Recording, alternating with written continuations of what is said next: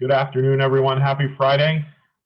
Just wanted to wish you all a great weekend. It was a short week with Monday off for most of us, but it was still another week back. Over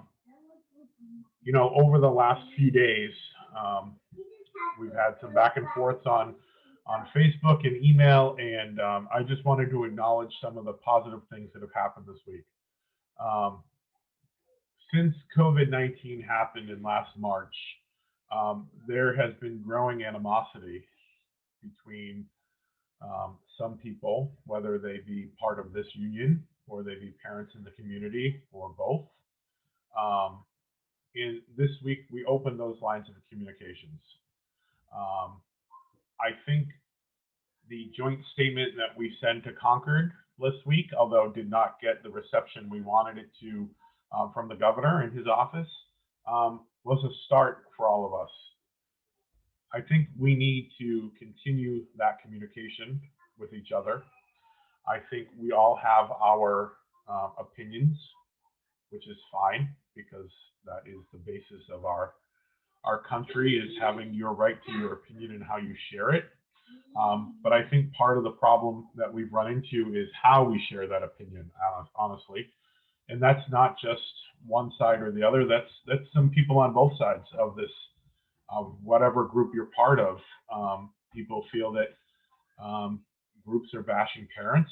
Groups feel that they're bashing teachers. And we have people doing both, or one or the other. So I think it's important to have the discussions that we've been having this week. I feel that we've had some positive movements, and I hope to build off of those in best I can moving forward with whoever wants to be part of that discussion, and keep moving. I think we all have the same root goals of making sure our kids are safe and they're educated. And how we get back to that seems to be the crux of it. And I think opening the lines of communication in a positive and productive way will benefit everyone. And I was happy to be part of that this week.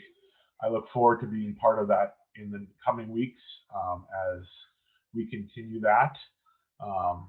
I issued a statement today, not overly happy with what the governor said, but I wanted to be clear that I don't think that there was some arbitrary way they did it up in Concord to pick who went first and who didn't. Like, there has to be a group that goes first. There has to be a group that comes second.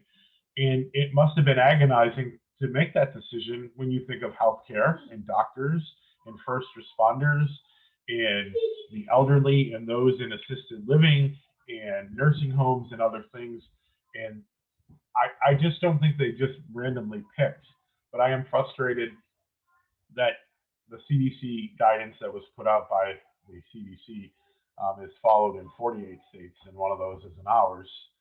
So we will continue to push in what I hope to be a productive manner, because yelling and screaming is not going to help at all. And name calling and that is not going to help at all.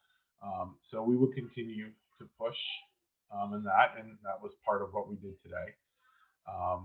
So I think overall, in a time when COVID is a real downer for us, there were glimmers of hope and positivity this week that I hope we can build on together moving forward. So I know you love hearing my voice and seeing my handsome face, so that's why I came on with my laser background.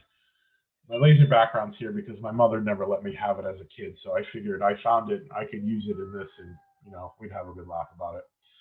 So I hope you have a great weekend. We have a school board meeting on Monday. I will be back Monday night with an update for you, because I'm sure that there will be something to share that you need to know. Until then, take some time, relax, enjoy your time, and we'll see you on Monday. Have a wonderful weekend, everyone.